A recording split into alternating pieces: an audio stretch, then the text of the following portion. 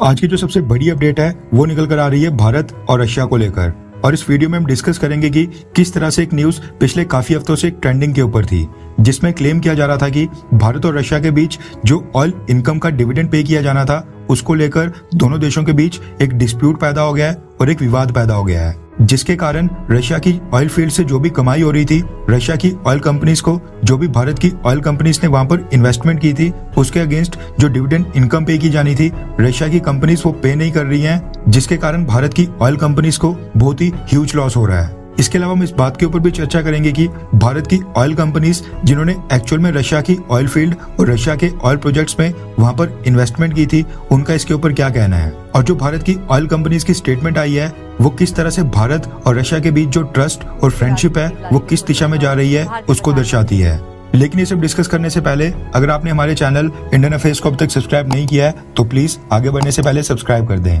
इसके अलावा अगर आपको हमारी वीडियोस अच्छी लगती हैं तो प्लीज वीडियोस को लाइक करना ना भूलें। अब हुआ क्या कि रशिया ने भारत की ऑयल कंपनीज को अपने यहाँ पर ऑयल फील्ड और ऑयल गैस के जो प्रोजेक्ट चल रहे थे उनमें इन्वेस्टमेंट करने के लिए इनवाइट किया था, ताकि उनको वहां पर एक्सप्लोरेशन और एक्सट्रैक्शन के दौरान जो भी खर्चा आता है उसकी फंडिंग मिल सके। रशिया के इन्विटेशन के बाद भारत की कई सारी ऑयल कंपनीज ने रशिया के अंदर कई सारी ऑयल फील्ड और ऑयल प्रोजेक्ट में वहां पर इन्वेस्टमेंट की थी और कुछ ने वहां पर स्टेक परचेज किए थे, जिसके अकॉर्डिंग भारत की कंपनीज को वहां से डिविडेंड इनकम दी जाती थी। सपोज करो कि भारत की कंपनी ने रशिया के किसी ऑयल फील्ड के प्रोजेक्ट में वहां पर 20% की हिस्सेदारी परचेज की, यानी 20% का स्टेक परचेज किया, तो जो रशिया की कंपनी होती थी जो प्रोजेक्ट को ऑपरेट करती थी वो जितना भी क्रूड ऑयल या फिर नेचुरल गैस वहां से निकलता था उसको बेचने के बाद जो भी टोटल प्रॉफिट जनरेट होता था उसमें से एक्सपेंसेस को निकालने के बाद भारत की कंपनी का 20% प्रॉफिट भारत की कंपनी को दे देते थे। इसके अलावा कुछ ऑयल प्रोजेक्ट और कुछ ऑयल फील्ड ऐसी भी थी जहां पर भारत की कंपनीज ने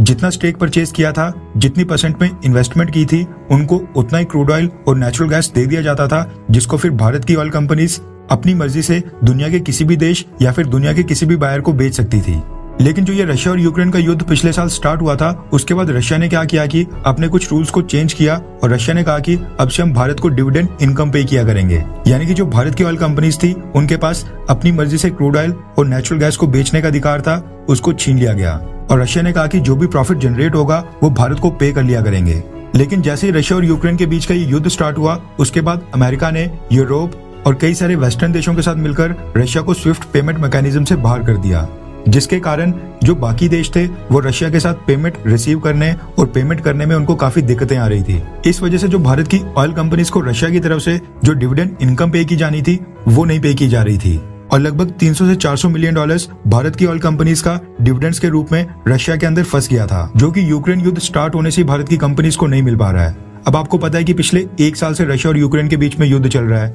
अब ये 1 साल से भी ऊपर हो चुका है, 1 साल 3 महीने हो चुके हैं, और जो इस दौरान भारत की ऑयल कंपनीज को डिविडेंड इनकम मिलनी थी वो उनको नहीं मिल पा रही थी। अब जो ये पूरा विवाद था इसको लेकर मीडिया में कुछ रिपोर्ट सामने आई, जिसमें क्लेम किया गया कि जो रशिया है वो भारत का पैसा इसलिए नहीं दे पा रहा है क्योंकि जो भारत की डिविडेंड इनकम थी रशिया उसको डाइवर्ट करके यूक्रेन युद्ध में लगा रहा है। लेकिन अब इस पूरे विवाद के पीछे रियल स्टोरी क्या है, सच्चाई क्या है, ये पूरी तरह से सामने आ गई है, जो कि न्यूज आर्टिकल्स में जो बातें की जा रही थी उससे बिल्कुल परे है, यानी उससे बिल्कुल डिफरेंट है, अलग है। क्योंकि जो भारत की कंपनी है, जो भारत की ऑयल कंपनी है जिसने एक्चुअल में रशिया की ऑयल फील्ड में वहां पर इन्वेस्टमेंट की है, उसकी तरफ से एक बहुत ही बड़ी स्टेटमेंट सामने आ चुकी है, और जो स्टेटमेंट भारत की ऑयल कंपनी ने दी है ये बिल्कुल डिफरेंट है जो चीज न्यूज रिपोर्ट्स में क्लेम की जा रही थी। रेफरेंस के लिए आपकी स्क्रीन के ऊपर आर्टिकल का स्क्रीनशॉट है। दरअसल ओएनजीसी विदेश लिमिटेड जिसने रशिया के अंदर कई सारी ऑयल फील्ड और प्रोजेक्ट में वहां पर स्टेक परचेज किए हैं, इन्वेस्टमेंट की है, उनका कहना है कि उनका जो भी डिविडेंड रशिया के अंदर स्टक है,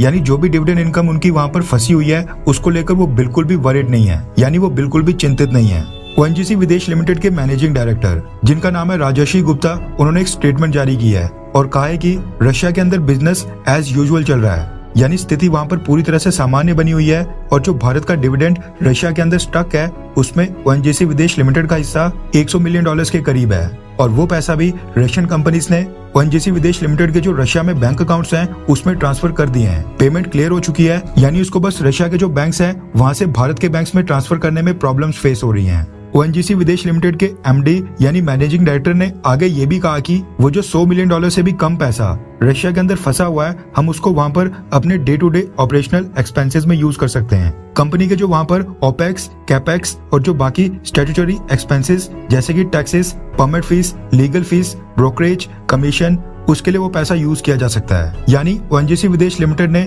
जो भी रशिया में स्टाफ हायर किया हुआ है उनकी वहाँ पर सैलरी देना, वहाँ पर ऑफिस का रेंट देना, बिल्स वगैरह, जो भी इस तरह के खर्चे होते हैं, कोई इक्विपमेंट या फिर मशीन परचेज करनी हो, जो भी इस तरह के मिसलिनियस खर्चे होते हैं, उसमें जो ओएनजीसी विदेश लिमिटेड उस पैसे को कवर कर सकती है। यानी जो रशिया के बैंक अकाउंट्स में डिविडेंड है उनका इस्तेमाल उस खर्चे के लिए कर सकती है और वो पैसा पूरी तरह से यूटिलाइज किया जा रहा है। अब आपको तो पता है कि जब भी कोई कंपनी ऑपरेट करती है तो उसके काफी सारे खर्चे होते हैं, काफी सारे डे टू डे एक्सपेंसेस होते हैं और जो भारत की ऑयल कंपनीज है जिनका 300 से 400 मिलियन डॉलर्स रशिया के अंदर वहाँ पर डिविडेंड स्टक है, वो उस पैसे को उसी के लिए इस्तेमाल कर रही हैं। और ऐसा नहीं कि जो रशिया की ऑयल कंपनीज है, जो ऑयल फील्ड में वहाँ पर ऑपरेटर हैं, वो भारत की कंपनीज को पेमेंट ही नहीं कर रही हैं। जो भारत की कंपनी के रशिया के अंदर बैंक अकाउंट्स हैं, पेमेंट्स उनके अंदर ट्रांसफर कर दी गई हैं। जो भारत की कंपनीज यानी जो भारत की ऑयल कंपनीज ने वहाँ पर स्टेक परचेज किया था वो उसको वहाँ पर इस्तेमाल भी कर रही हैं। और जैसे जैसे जो रशिया और यूक्रेन के बीच में युद्ध चल रहा है ये खत्म हो जाएगा, उसके बाद जब स्थिति थोड़ी सामान्य हो जाएगी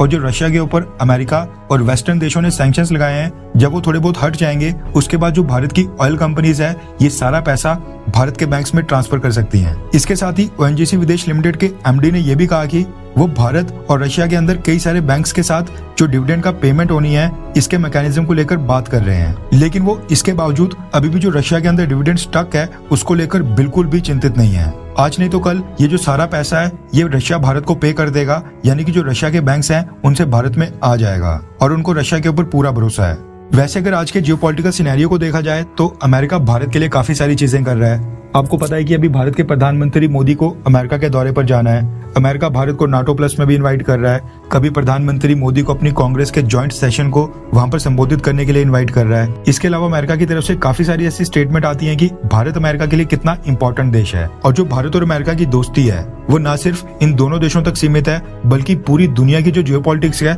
उसको शेप करेगी। अब भारत के सामने दो देश हैं, अमेरिका और रशिया। दोनों के साथ भारत की अपनी अपनी हिस्ट्री है। एक देश है उसके साथ भारत की इतनी गहरी दोस्ती है कि उसने एक युद्ध में हमारी मदद भी की थी, और दूसरा देश है कि उसके साथ हमारा फ्यूचर काफी प्रोमिनेंट नजर आता है। लेकिन आप इन दोनों में से किसके साथ हैं? अगर आपको अमेरिका और रशिया में से किसी एक को चुनना होगा तो आप किसको चुनेंगे, अमेरिका या फिर रशिया? नीचे कमेंट करके जरूर बताएं।